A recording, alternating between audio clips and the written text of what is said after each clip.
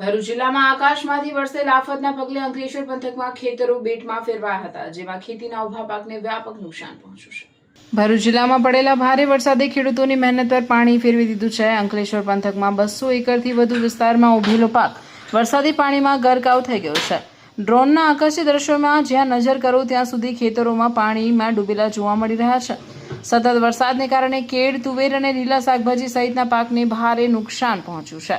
અનેક ખેતરોમાં પાક સંપૂર્ણપણે નાશ પામ્યો હોવાનું ખેડૂતો જણાવી રહ્યા છે. પાણી લાંબા સમય સુધી ભરાઈ રહેતા બિયારણમાં ફૂગ લાગી ગઈ છે, જેના કારણે ખેડૂતોને મોટું આર્થિક નુકસાન સહન કરવું પડી રહ્યું છે. એક તરફ પાક બરબાદ થયો છે તો બીજી તરફ પુનઃ વાવણી માટે વધારાનો ખર્ચ પણ ખેડૂતો સામે પડકાર બનીને ઊભો થયો છે.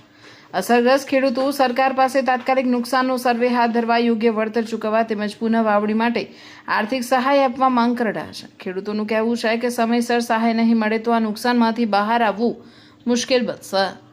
મારું નામ ગણપતભાઈ જયરામભાઈ પટેલ. હું જૂના બોરબાઠા બેટનો રહેવાસી. મારી 10 વીઘા જમીન આવેલી છે.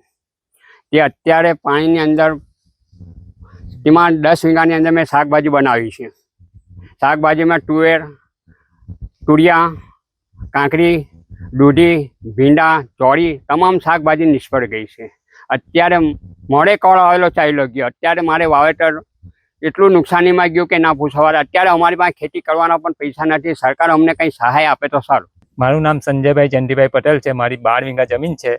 એમાં 6 વીઘા કેર બનાવેલી છે. 6 વીઘામાં શાકભાજી છે, તુવેર છે, કારેલી છે, રીંગણ છે. એમાં સંપૂર્ણ પાણી ભરાઈ ગયેલું છે. હવે સરકાર પાસે અમારી એટલી જ માંગ છે કે કંઈ વળતર અમને મળે તો સારું.